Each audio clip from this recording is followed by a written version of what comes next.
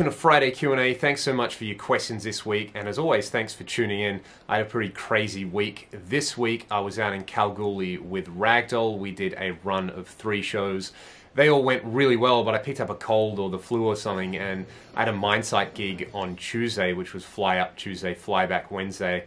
I was absolutely wiped for it, felt totally miserable, so I haven't got as many videos done this week as I would have liked. Before we get into the questions though, I want you guys to tell me in the comments what sort of videos do you want to see more of going forward for 2019. I'm starting to plan some of my content for the first half of next year, and I would love to hear from you guys. Let me know what your favorite types of video, if you want to see more of the focus on gear, more of the focus on teaching, more of the focus on the Ragdoll stuff.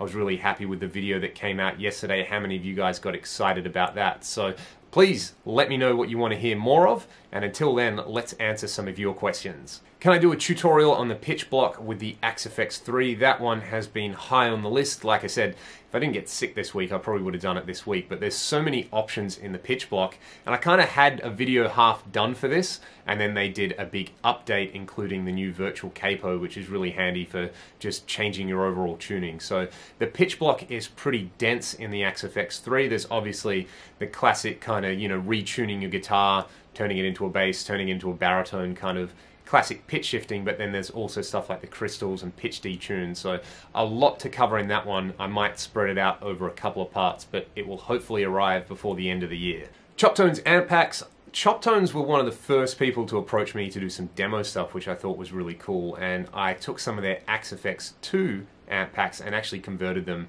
to AX8 format. So that was kind of cool. So if you've got their AX8 patches or seen any of my videos, that was one of the things that really got me into demoing stuff. For what they bring to the Axe-Fx 2, for me, I found really quickly that I preferred the presets that I could dial in about 5 minutes, just because it depends so much on your guitar and your monitoring setup and things like that.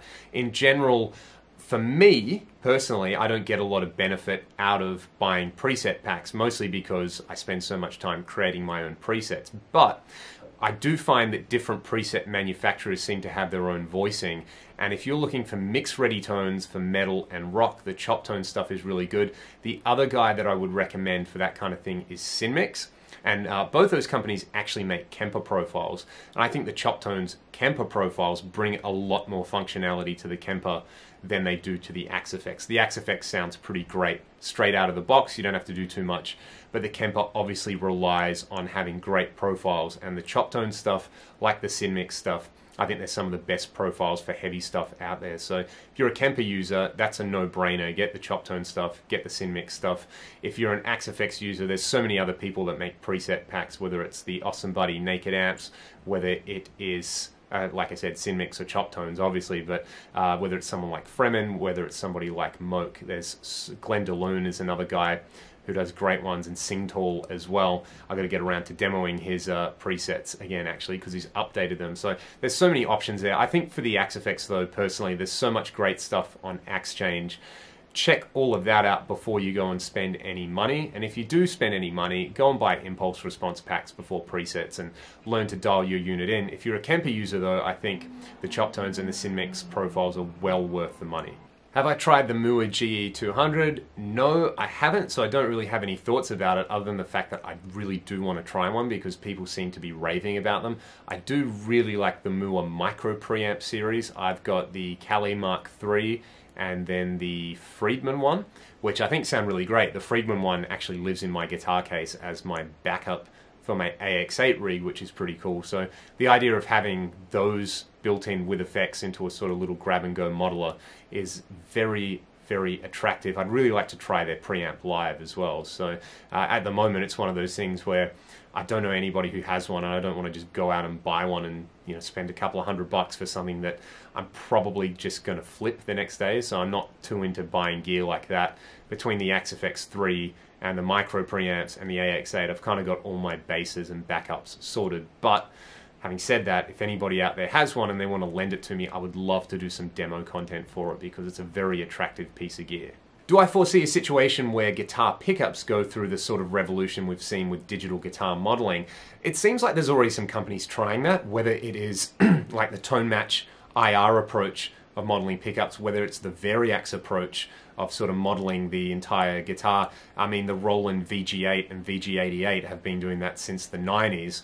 And we've also got stuff like the Fishman Fluence pickups coming out, which seem to be really popular with people who play a variety of styles, although primarily metal players. So what I find really interesting about pickups is they form such an integral part of like the voice of the instrument. So when you play guitar, the way you're varying the dynamics and what you're doing with your hands seems to have this kind of interaction with the pickups and the cable as well, that seems to form this little block that's really important to the pre-amp stage of, you know, your whole guitar sound. And then the amplifier, the cabinet, the room, the microphone, and the preamp form the other big block. So digital modeling is kind of taking care of that latter block, and it seems like we're still using traditional methods when it comes to guitars and pickups.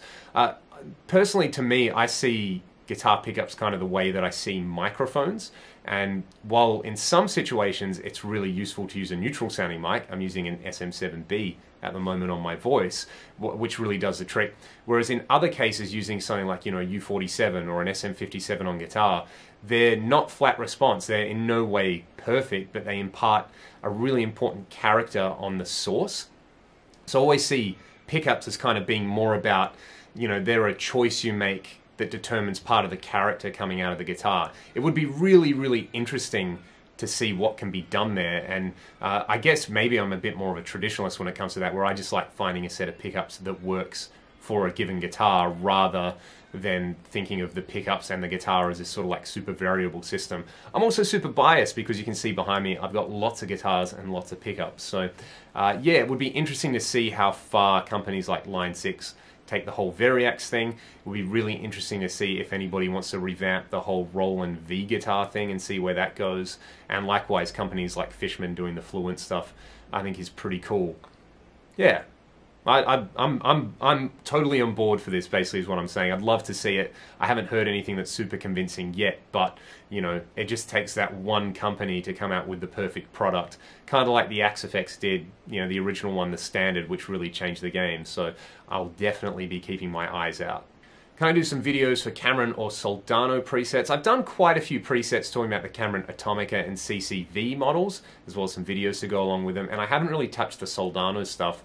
I've got a real Soldano Hot Rod 50 here that I've tone matched, so maybe over the next month I'll dig into the Soldano models in the Axe-Fx 3, because we've got models of the SLO, which I can tone match pretty close to the Hot Rod 50, so that would kind of add another model. And then there are the rack models, the XR88 and 99, which I think sound really great, especially if you want to do the Toto Steve Lukather thing. So I'll do some work on those at some point over the next month and do a dialing in video. So to the person who spotted that I have a Zoom 9030 sitting in the background, well done, you're very, very eagle-eyed. It's right over there. I might just go and pull it out and show you guys. This is another piece of gear that I've been sitting on waiting to demo, so thank you so much to my buddy Stu Marshall. If you don't know who Stu is, he's a bit of an Aussie guitar legend. He just said, hey mate, what's your address? I've got something for you, and he posted this to me. So Stu, thanks mate, you're an absolute legend.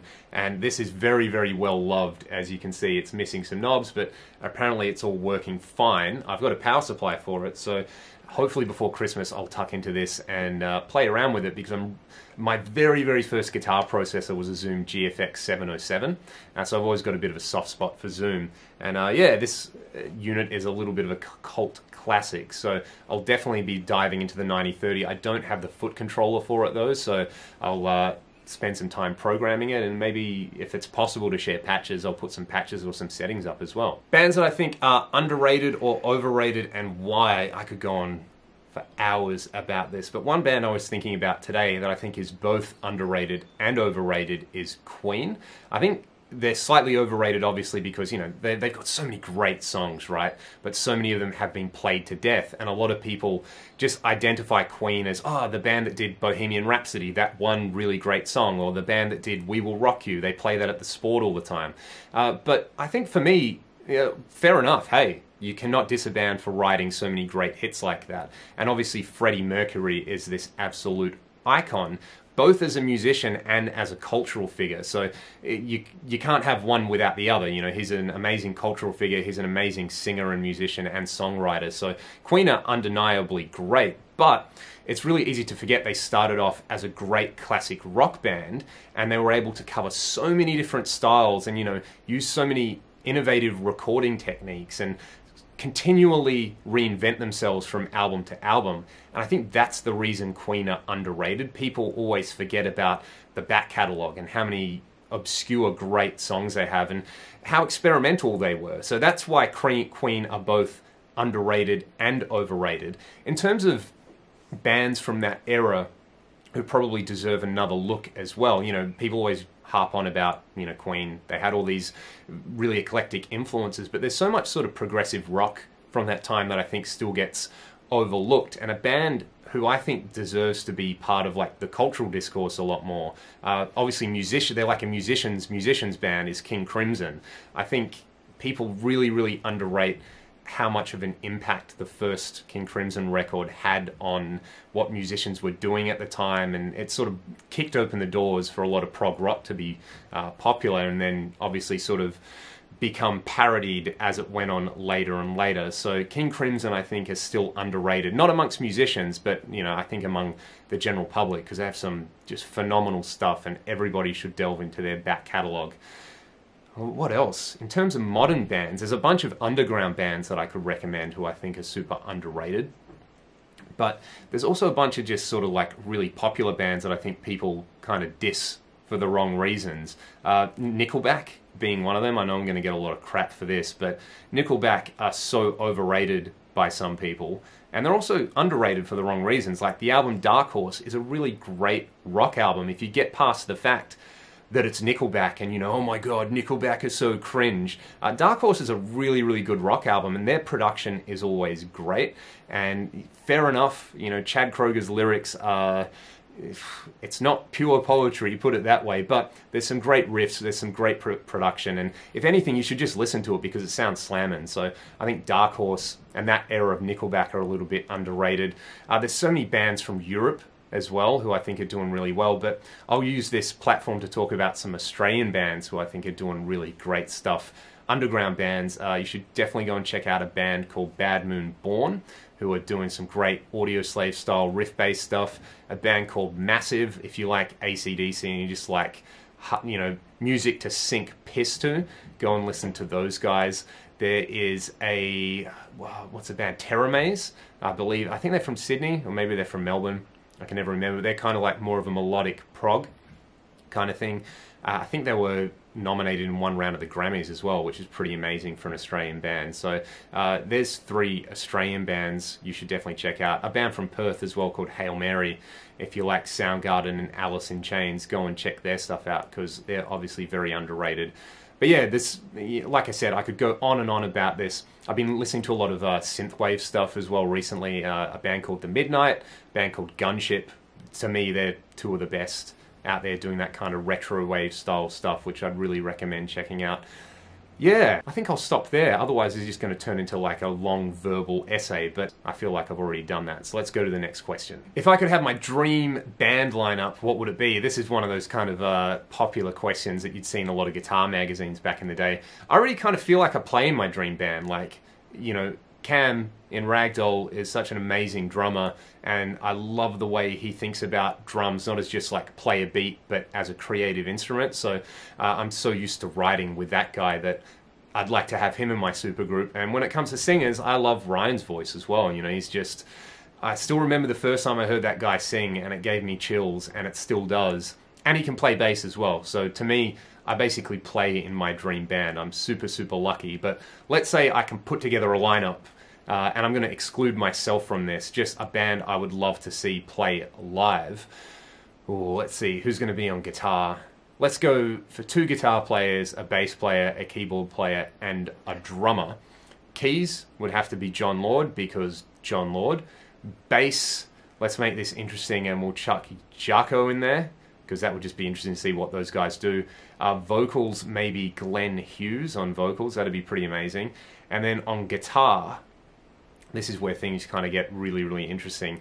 I reckon it would be super cool to have somebody like Robert Fripp playing with someone like Gary Moore. So Gary Moore, visceral, blues-based rock player, Robert Fripp, kind of eclectic genius. I reckon that could just lead to absolute disaster, or it could be super cool and super creative. So, and then on drums, who would we put on drums? Let's put Lars on drums, just for fun, see what that band would come up with. It would probably be a totally terrible record. Like, what was that show where it was like Sebastian Bach and Ted Nugent and Scott Ian? That thing that was on MTV for a while and it was just a disaster, yeah. Maybe I'm not such a fan of supergroups after all. This is one of the more interesting questions. How do I sit my guitars on my lap? Well, I'll try to give you guys a visual. Let me pull this down. When I'm doing those videos, basically this is what I do. So, guitar, and then you've got the little pointy thing. So I sit this part of the guitar on my right knee, and there it is. It basically sits up, and this is really good if you want to play legato and stuff like that, because your hand's on a much more favorable angle. Gives you a lot more reach when you're doing that as well. And yeah, that's basically how I do it. And then what I do is I rest my arm here, so that if I'm sort of playing along, and I'll rest it like against my chest there as well, so that I normally won't use this position when I'm doing lots of picking stuff. It's more for the legato stuff. But yeah, it's just kind of tucked under my wing there, and then I go away and play. So that is how I balance my guitars. And if I've got a strap as well, you can tighten the strap right up and kind of leave it there. So hopefully that sheds a little bit of light on that.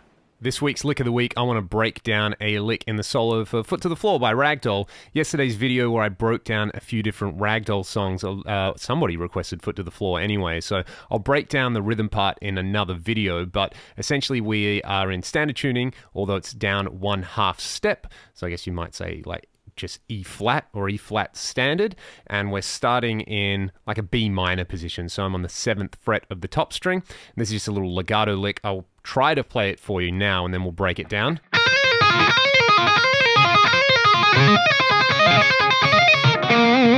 Something like that. That's a pretty sloppy way of playing it, but let's get in there and have a look at it. So what I'm doing is I'm hammering on 7, 9, 10 and then pulling off, and then on the B string I'm hammering on out of nowhere and playing the 10th and the 7th. So we get this.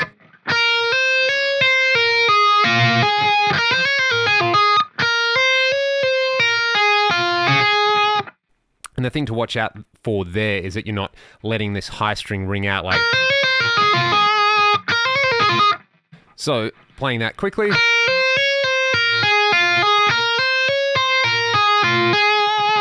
That would be the first part of the lick, and then I'm moving it up by a diatonic third, so this time we would play the 10th, 12th, and 14th fret on the top string, same pattern. And then hammer on out of nowhere to the 14th on the B and pull off to 10, hammering back onto the 14th.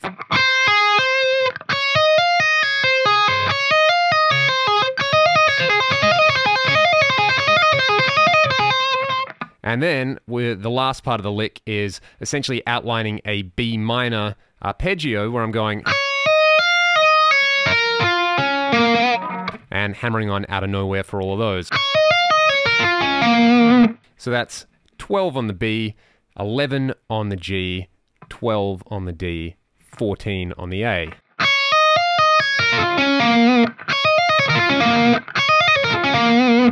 Let me add a little bit of an extra boost to all of this and some delay, and I'll try and play it somewhere close to tempo, and that's the lick of the week.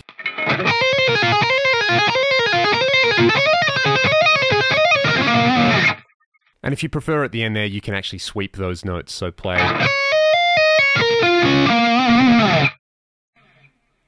But both approaches are really fun. That's the lick of the week. I hope you guys enjoyed it, and I hope it inspires you to try some more legato ideas this week.